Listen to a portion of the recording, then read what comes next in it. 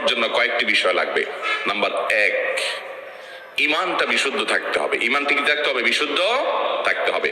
আপনাদের এই এলাকাতে চট্টগ্রামে বিশেষ করে আমাদের অনেক মুসলমান ভাইরা আছেন, অনেক মুসলমান বোনরা আছেন, সন্তান হয় না, আল্লাহর কাছে দোয়া করে ঠিক আছে, কিন্তু আবার মাজারেও যায়, যে মাজারে কিছু মান্নত করে, কিছু টাকা পয়সা দেয়, মাজারে গিয়ে অনেকে সেজদা দেয়, অনেকে মাজারে যিনি শুয়ে আছেন তার কাছে বলে বাবা আমাকে একটা ছেলে দিও, আমার একটা ছেলে সন্তান দরকার। আছে না না? এগুলা সাথে সাথে ইমান নষ্ট হয়ে যাবে, সাথে সাথে ইমান নষ্ট হয়ে যাবে। ভালো মুসলমান তো পরের কথা, আপনার যদি ইমান নষ্ট হয়, আপনার যদি আকীদা খারাপ হয়, আপনার যদি বিশ্বাসটা নষ্ট হয়, তাহলে আপনার ওই যে একেবারে মূলটাই শেষ, আপনার নেকামলে করে কোনো লাভ হবে না। এই জন্য ভালো মুসলমান হওয়ার জন্য প্রথম চ্যালেঞ্জ হলো ইমানটাকে ঠিক রাখা, বিশ্বাসটা ঠিক রাখা। আল্লাহর একত্ববাদ স্বীকার করার মানে হলো আল্লাহর সাথে কারো শরীক সাব্যস্ত না করা। এখন আপনার দোয়া করতে হবে, কার কাছে দোয়া করবেন? আল্লাহর কাছে।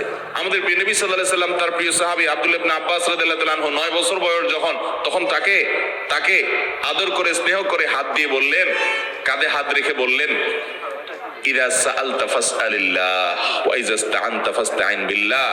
তোমার যদি কিছু চাওয়া লাগে আল্লাহর কাছে চাইবা, সাহায্য চাওয়া লাগে আল্লাহর কাছে সাহায্য চাইবা। চাওয়া, সাহায্য চাওয়া এগুলো আল্লাহ ছাড়া অন্য কারোর কাছে অলৌকিক সাহায্য চাওয়া যাবে? তাহলে কোন মাজারের কাছে আমরা সন্তান চাইবো না আল্লাহর কাছে চাইবো? আল্লাহর কাছে চাইবো। ঠিক একইভাবে আমার দোয়া, আমার ইবাদত বন্দেগী, এটা মাজারে করার জিনিস না, এগুলো আরশের মালিকের কাছে পেশ করতে হবে। মাজারে যিনি শুয়ে আছেন উনি নিজেও আল্লাহর বান্দা, নিজেও আল্লাহর গোলাম, উনি নিজেও আল্লাহর কাছে মুখাপেক্ষী। আপনি গোলামের কাছে কেন চাইবেন? মালিকের কাছে চাইবেন। আল্লাহ বলেছেন উদউনি আস্তাজিব লাকুম, তোমরা আমার কাছে দোয়া করো, আমি তোমাদের দোয়া কবুল করব। অতএব দোয়া করতে হবে কার কাছে? আল্লাহর কাছে। ভালো মুসলমান হওয়ার জন্য ইমান ঠিক রাখতে হবে। ইমানের মধ্যে কোনো শিরিক থাকতে পারবে? অন্ধের মতো আনুগত্য কোন দলের করবেন, কোন ব্যক্তির করবেন? অন্ধের মতো আনুগত্য, সব কথা শুনবো, এটা কার হবে? শুধুমাত্র আল্লাহর। আর সবার এই বেলা এটা চলবে না। এমনকি আমিও যদি কথা বলি, কোন আলেমও যদি কথা বলে, তার যদি ভালো কোনো কথা হয় সেটা নিবেন। কোনো কথা যদি খারাপ মনে হয়, কোরআন হাদিসের বিরুদ্ধে যায়, তিনি বললেও আপনি সেটা মানবেন। এর নাম হলো মুসলমান।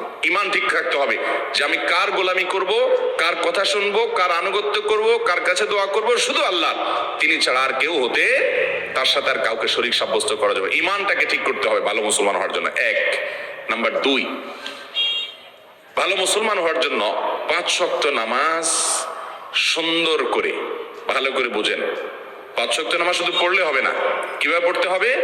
সুন্দর করে। নামাজ সুন্দর কিভাবে করবেন? 2 ভাবে করবেন। নাম্বার 1, সময় হওয়ার পর দেরি না করে যত তাড়াতাড়ি সম্ভব নামাজ পড়বেন। অনেকে নামাজ